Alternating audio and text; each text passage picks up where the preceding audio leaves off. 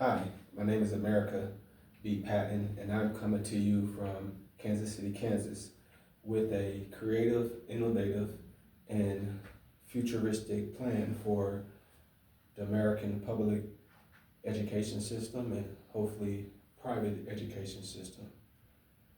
This message is for policymakers, for those who serve in government, all the way from the seats of Congress and all the way towards the White House.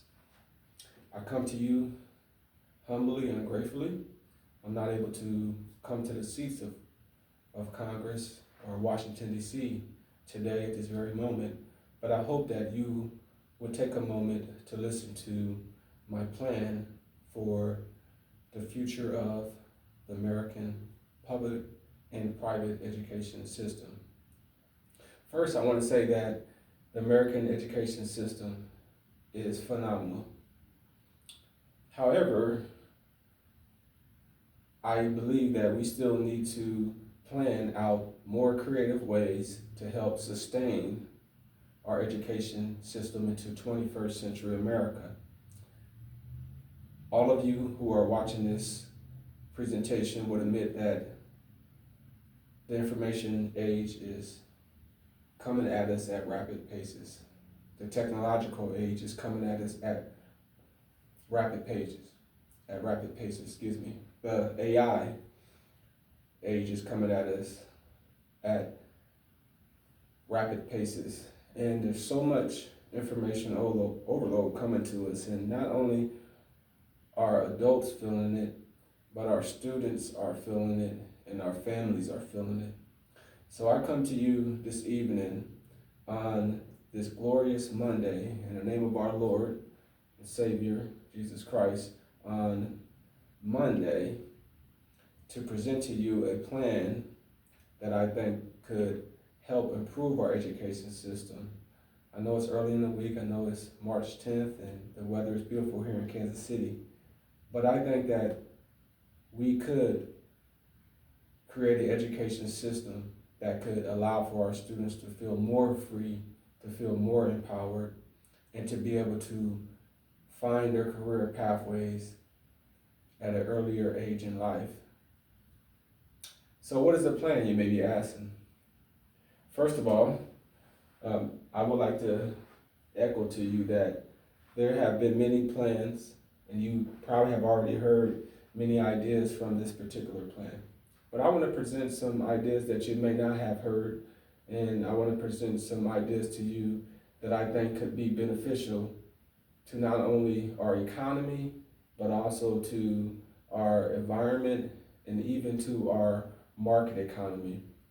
I've had several conversations with students, with some of my classmates, and even throughout the years, I've had conversations with some of my colleagues about how we can do better as a whole system to help meet students where they are at, but not only that, how we can create a system that empowers them and makes them feel more free. Not just feel free, but to be free and to live more freer so that they can discover their destinies, and hopefully through education. So first of all, what I have been noticing is that many students and teachers get burned out. And we know that burnout rate in the first 3 years, not even that, the first year to two, teacher turnover rate is very high.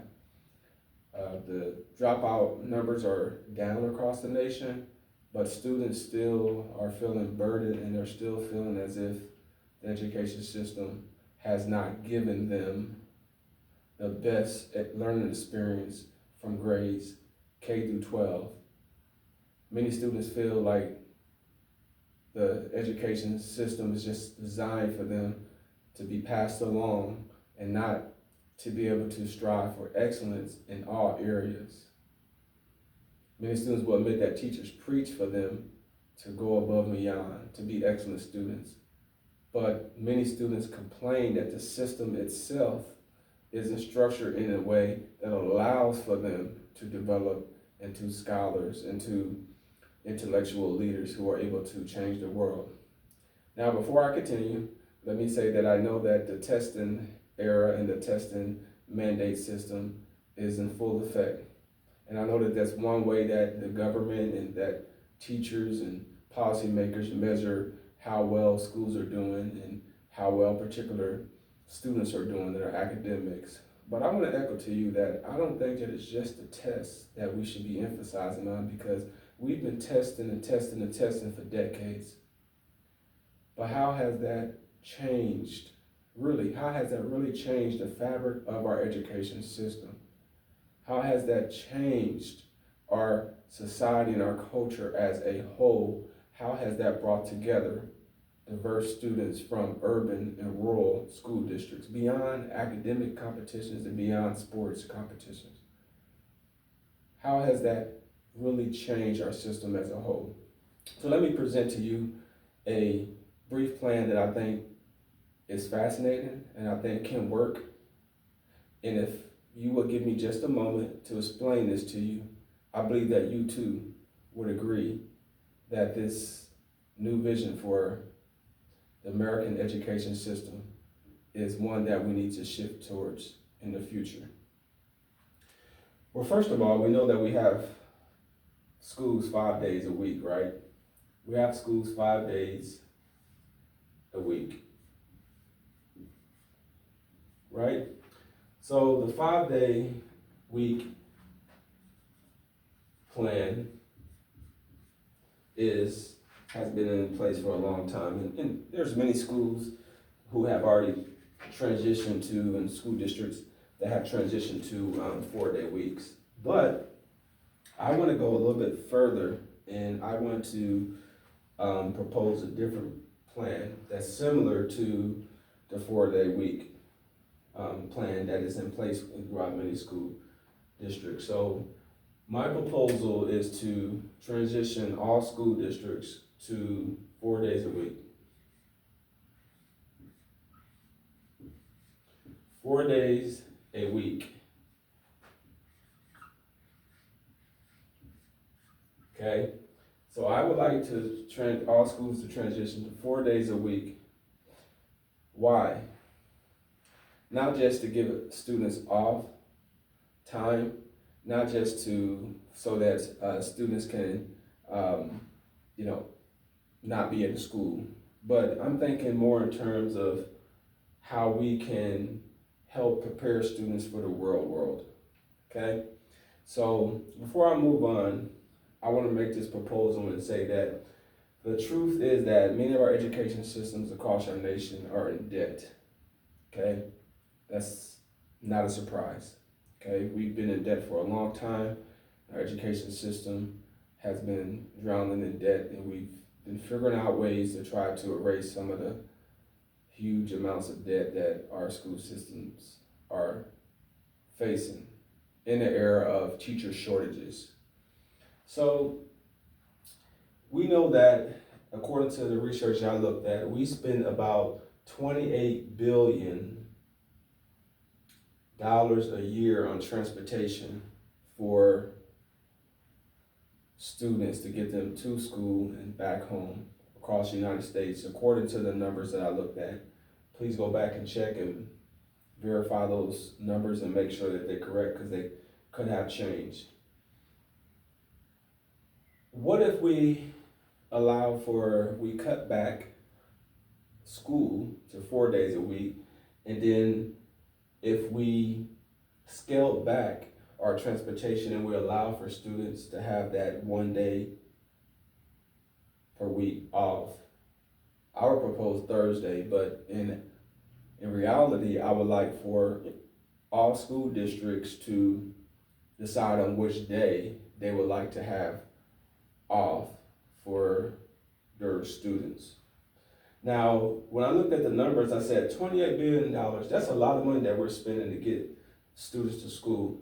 How about if we cut back just 1 day, and I looked at the numbers and I divided up the days all the way to 32 weeks, just 1 day a week, right? A total of 32 days. That would save $76 million per day across the United States. And then for a whole school year, that would save $2.43 billion a year. Now, those are just numbers that I researched, okay? For those who are really particular with numbers and everything, you can go back and verify all of the correct numbers, okay? But 2.43 billion dollars, okay? A little bit over that. That's how much we could save. So imagine how much we can put back into our education system. Imagine what school districts could do with that extra money that's there, that's already pre-allocated, that's already budgeted out to go to schools. Imagine what they can do in terms of improving schools. Imagine what they could do with helping to strengthen the curriculums in terms of helping to allow for students to have more meaningful senior trips, right? To not only have meaningful senior trips, but just to reimagine their schools system as a whole and to make the learning experience more holistic for every child. Not only will we be able to pay down a lot of our debts, but there would be a surplus of money that we could use to help improve our schools. Now, the benefits of that go beyond that. If you're talking about high school students who are the age of working, those students could even go out into the real world and make a little bit extra cash. And then they could help give money to the market economy that we are based in.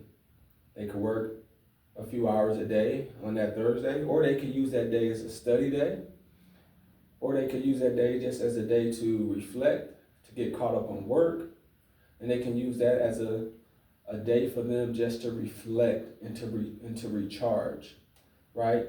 So that they can maintain high grades.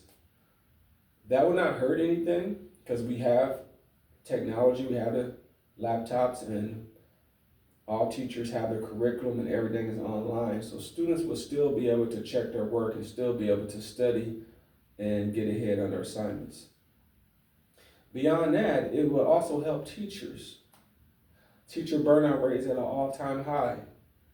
What if teachers had that day on Thursdays as an optional day to come and work from the school or work from home, to grade papers, to plan, to work on different assignments, to look over students' IEPs, to look over students' bid plans, behavior plans, to collaborate with other teachers in the school district, to meet with the head principal, to meet with the curriculum coaches, to meet with the behavioral consultants, and to meet with just diversified leaders throughout the district to strengthen the education system where students will not be at the school, but they'll be the whole day for teachers to plan, to engage in inquiry, and to prepare for their lesson plans so that they won't face burnout. Because if they have 5 days a week, teachers are already overwhelmed after the first quarter with class sizes being oversized, with all of the testing mandates that are coming down, and teachers are already feeling overwhelmed. Why not allow for that to be a day off for students and an optional day for teachers to come in to school, to work, to plan, and to collaborate? But that will still be a paid day for teachers, right? For them to come in, and principals could hold meetings specifically during those days if they would like to, with an extension of their other meetings that they normally have throughout the week. And it could really deepen the process. Think about how many students we would save and teachers we would save if we went to that 4-day-a-week model. And think about how much money that we would be saving as an education system. Now, my next part of my presentation is that not only should we go to a 4-day week, but I believe that every Tuesday in all public schools and private schools should transition to service learning Tuesdays. So what would that look like in my world if I were a person who had the power to create education reform from the top down? How would I do that? Well, I'm not in that position, so I'm gonna have to create change from the bottom up, okay?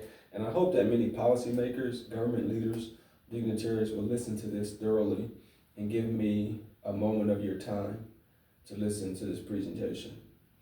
I think that every Tuesday should be a designated day for students to engage in service learning. So what would that look like? That would be a day when students would still be required to come to school, but that would be a day when students are engaging in service learning inquiry work, meaning that students are meaningfully preparing for an individual service learning project that helps guide them to a future career pathway. So what would that look like? Number one, that would look like students coming to school. It's like as if it was a normal school day. Students would then come in to the class and students would be working on one or more service learning projects that they would be engaged in throughout the entire school year. And there would be designated days when students, depending on the grade level, the structure of the school and the community, students would then go out into the community for at least 3 to 4 hours to engage in their service learning project. Whether that would be working with a nonprofit, working in the healthcare industry, serving in the healthcare industry, or either them gathering data that they can put into their service learning portfolio so that they can help solve a problem that they are working on in class. Now, what would they do while they're in school on a Service Learning Tuesday? Students would still be engaged in high quality learning, but they would have every student will have a service learning portfolio that has rubrics inside of them, as well as quarterly assessments that they will have to self-check, as well as the teacher will have to self-check them to see how they are progressing along with their service learning project. While they're in school on a service learning Tuesday, students would be in a class with students who have similar career pathways. So for students who want to go into auto restoration, they would be in a class similar to with students with similar career pathways. Students who would like to go into architecture, they would be in that class with those students for that day.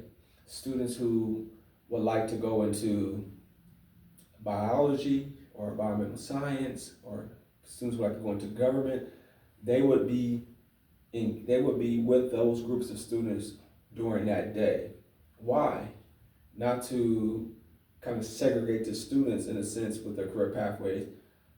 This is so that students, when they come together for their service learning projects, they can then collaborate with like-minded individuals. And then when it's time for them to move beyond their individual service learning project to their class service learning project, it will be easier to vote on a class service learning project that they can engage in for that entire school year. So how would students be able to learn from each other based off their service learning projects on the Tuesdays?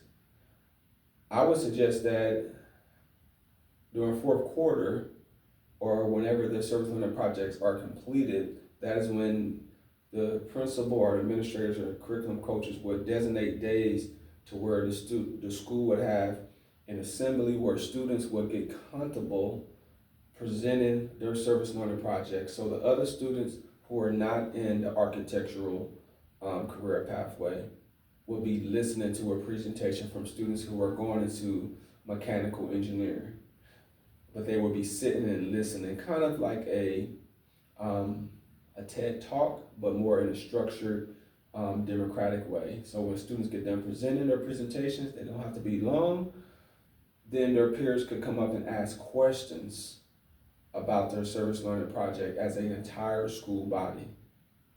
That also, if the principal thinks that that would be too big, they could also divide it up into their SLCs, into houses, so that students could present. But I think that having students all together to learn from each other on Service Learning Tuesdays will work out amazingly. So students will still be in school on Monday, right? But then Tuesdays would be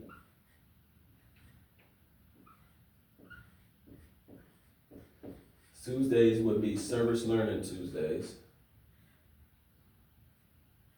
This would be Service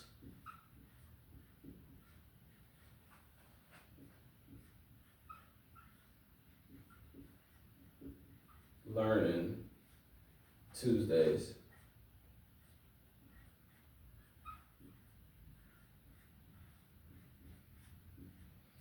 And that would be a time where, of course, the teacher who is assigned to the students who have particular career pathways. For example, if a student is going into architecture, right, and the teacher is assigned to them for that Service Learning Tuesdays, they're assigned to those group of students. Students will not only do an individual service learning project, but they will have a class service learning project that the teacher will be coaching and mentoring students on. And the teacher has the option also too to bring in nonprofit service learning programs to help collaborate with students who need assistance with their service learning project. They could partner with organizations like the Kansas City Youth Entrepreneurs, or they can partner with the Youth Volunteer Corps of Greater Kansas City, right? And they can collaborate with different mentoring groups from across the country. So that would be an opportunity for students to collaborate not only with their own, but the teacher could plan out days to where they are actually going out into the community as a whole to engage in their group service learning project. Whether that would be visiting UMKC and having a day where they're sharing their service learning progress with their service learning projects with UMKC students. And then after lunch, they would then work together with the college students to develop an action plan. The action plan on how they can implement their class service learning project, right? They could even move beyond that. The students who are into the sports management, they would then go to the Chiefs Stadium or the Royal Stadium or go to the Monarch Stadium, and then they would spend that day with some of the leaders and execs and hopefully some of the players, and they would be able to gather data on how sports management works, and then they will also be able to go in they would be able to serve that day and help support the leaders at that organization. So there's all types of ideas. I mean, the sky's the limit with service learning. We're just in our infancy stage. We're just in our infancy stages as a nation, as an education system, with all that we can do with this. And I believe that this would bring back the joy, and that would bring back to the empowerment to students, right? So going back to our Wednesdays, so we have our Mondays, it's a regular school day, right? Students engage in high quality instruction, and then we have our Wednesday, right? So we have our Wednesdays, that would be your normal school day, correct? And then we also have our Thursdays. To me, I think that should be the day off, but every district, I think, should vote on that with the families and to see what day would work best. Okay, Thursdays would be the off day for students. That would be the off day for students.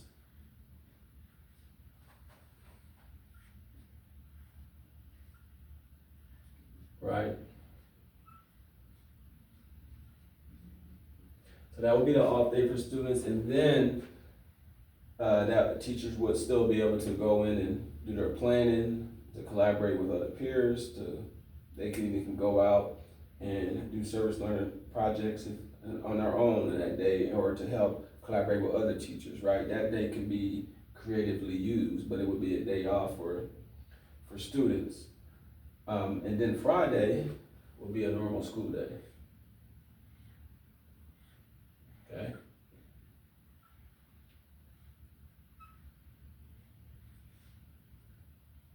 Sorry about my little letters there. So Friday would be a regular normal day. Okay? So Monday is a normal day. Tuesday, Service Learning Tuesdays. Wednesdays is a normal day. Thursdays is the day off. And then Friday is a normal school day. And the last thing I would like to add that I think that school districts should transition to is we should pre-allocate virtual learning days. To me, I think there should be at least about 8 to 10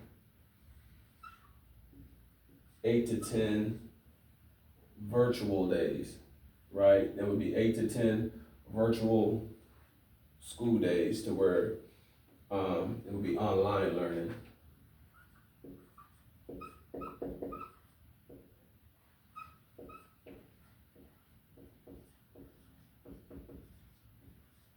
So each district can vote on what days that they're going to pick to allow for those 8 to 10 online virtual days. And if we're talking about cutting costs and helping to reverse the debt that our education system is in, we could then balance that by, we can add an 8 to 10 online learning days where students can learn from home. The teacher will still be teaching from the classroom, but those will be the pre-allocated days where students are going to learn from home. And that proved to be successful during the COVID, where we had that trial run of that, and many teachers had huge success with that online learning, and students are, I think, ready for that. Now at the younger levels, these days that I propose, like from the grades K through 5, I think that we can still implement some of these structures into the elementary level, but it will have to look totally different because of the age level and the kids, right? But when students start to get to the teenage years, you know, they have a little more freedoms, and this could be a game changer for our education system. I believe that this would help reverse the cycle of poverty for students and families, because students would be able to work on Thursdays if they want to, or they can study from the library, or they can also spend time reflecting. They will be engaged in the real world, right? And then the Service Learning Tuesdays will be a game changer for many students, because it will allow for them to be connected with future career pathways at an earlier age. Imagine a student from your high school going down to, for example, if they're into hotel management is what they want to go into. Imagine them going down to a hotel here in the Kansas City area where they're actually shadowing one of the leaders and learning about hotel management, and they're gathering data for a few hours a day. Imagine how that could help prepare these businesses that have been struggling with understaffing since the pandemic. Imagine how this could connect future leaders and future entrepreneurs to various businesses. Imagine how this could raise the numbers in terms of the economy that has been struggling since the post-pandemic. I believe that this model, I'm not saying that this is the best model, but I believe that this is a model that could be implemented across the United States of America, and it could be effective for years to come. So I invite you to give this a thorough review, and I ask for you to take time to consider this seriously as a way that can help sustain our education system into the future. And I know without a shadow of a doubt, with those people who are out there who have many years of experience beyond me and who are in higher places, who have such fascinating, brilliant minds, who are gifted, highly intelligent, creative, and you guys are already amazing thinkers. You guys can use these ideas here and build upon them and make our education system far beyond what it is today into a more robust, efficient, sustainable education system that's authentic, that's exciting, that's fun. But not only that, but it empowers students and frees them up to be more democratic citizens beyond the four walls of the classroom. Thank you from the bottom of my heart, and sending my love and blessings to each of you here from Kansas City. And I hope that all of you will sustain for many more years and keep the faith and stay healthy for a time such as this.